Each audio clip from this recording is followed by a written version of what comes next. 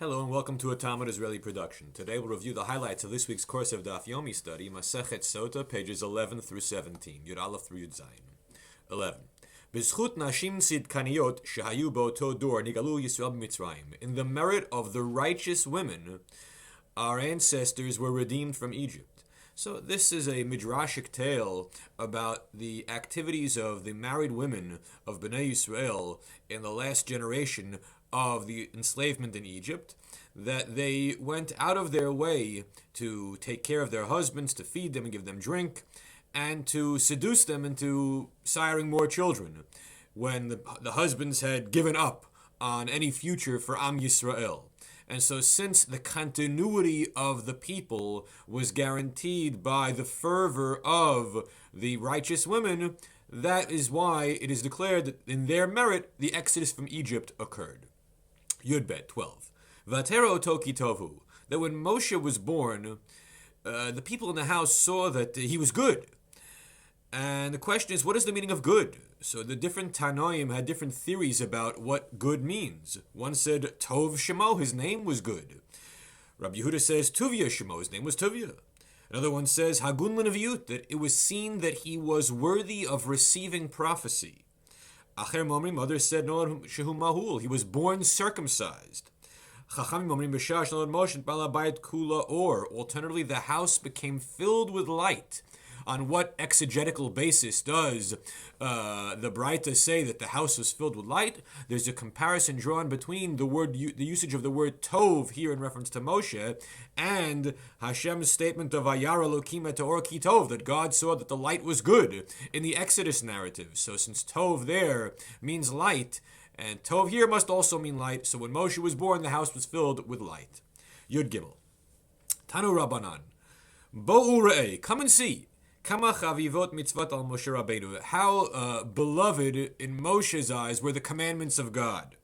Shekol Yisrael kulan nitgasu b'bidzah. That all of Israel, the rest of it, Bnei Yisrael, were engaged in enriching themselves off of the property of the Egyptians, the gold, the silver, and the clothing that they were told to request from the Egyptians before their departure. But Moshe did not engage in that bizah, that despoiling of Egypt. Rather than tasek for Toshel Yosef, he engaged in the mitzvah of finding Yosef's coffin, his corpse, and bringing Yosef's body back to Eretz Yisrael for burial. So this is one example of Moshe loving the mitzvot. Another example we find later on is Moshe's desire to enter Eretz Yisrael. Why? Not to taste the fruits of the land, but rather to fulfill the mitzvot that can only be done in Eretz Yisrael, the mitzvot hatluyot ba'aretz. That was his real desire, to be able to fulfill commandments that he had not yet been able to fulfill. And we find this in the Tefillah, Yismach Moshe b'matnat chelko k'yeven neman karat alo, that Moshe rejoiced at his lot. And what was his lot? That he was called a good Eved Hashem. Because why? He had a love of a cheshik, a desire for fulfilling the mitzvot of Hashem. Yud Daled. Nobody knows where Moshe is buried. The Torah tells us in the final lines of the text of the book of Devarim that nobody knows where he was buried. So the Gemara tells a story of Shalcha Malchut Harishag Etzel Gistra Shel Beit Peor, that the Roman government sent delegations to the region in the Transjordanian area, and they said, where is Moshe buried? And they sent a scout troop up to the top of the mountain, and one to the bottom of the mountain. And the ones at the top of the mountain thought they saw something at the bottom of the mountain. And those at the bottom thought they saw something at the top. So no matter where you were, you always thought that the grave of Moshe potentially could be somewhere else. But nobody ever found it. Ad hayom hazeh, nobody ever will find it. That is the promise of the Torah. Why?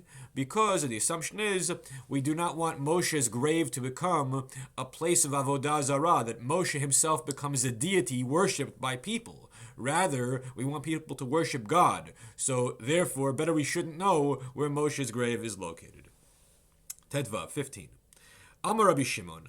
Bedinhu shetei minchat chot tetun Hashem l'lavona. Really, the meal offering brought by the sinner to atone for his sin ought to be more expensive and include oil and frankincense. Why? Because this guy who did wrong should have to pay the price of his misdeed. And yet, the halacha is that it doesn't have the shemen u'levona. Why? So the logic of saying it should have it is shalot techo teniskar. We do not want the sinner to profit from his sin by sparing him any expense. And yet we do not have it included in that mincha because shelo ye korbano mehudar. The Torah does not want this man's offering to be mehudar, beautiful, glorious. Rather, it should be plain and simple to reflect his lowly state. Ted Zayin, 16. Shlosha tzrichim sheyirau. 3 things need to be visible. And we're going to mention 3 ritual acts that it could turn out that the item in question blends into something else or is not seen. And the halacha is that's not good enough. It has to be visible. One is afar sotah, the dirt of the sotah potion. It's going to go into some water, but it has to be visible in the water. Efer para, the ashes of the red heifer are going to be mixed with water. They have to be visible in the water. And lastly, Rokya Vama, the spittle of the widow of a deceased man who's going through the Chalitza ceremony and has to spit on her ex-brother-in-law, or in his direction. That spittle has to be visible to the onlookers of the ceremony. Yud Zayin. In the reward for Avraham, who said about himself in a great display of humility, I am but dust and ashes, Zachu banalo shtei mitzvos. His descendants merited to have 2 commandments. 1, Efer para, the ashes of the red heifer, and 2, Afar sotah, the dirt of the sotah potion. But wait a second, what about the dust, which is used to cover the blood after the shechita?